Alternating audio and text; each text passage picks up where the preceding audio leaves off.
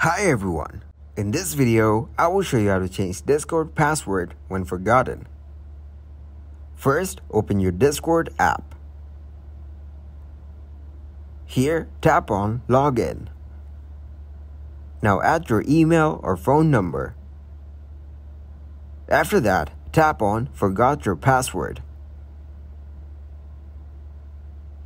As you can see, a special instruction will be sent to your email address to change your password.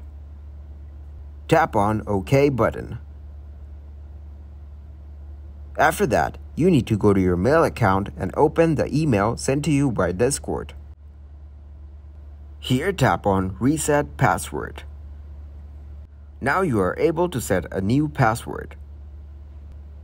Type your new password and tap on Change Password. Your password will be changed. If you guys got some value, make sure to leave a like and subscribe to the channel. Until next time, goodbye.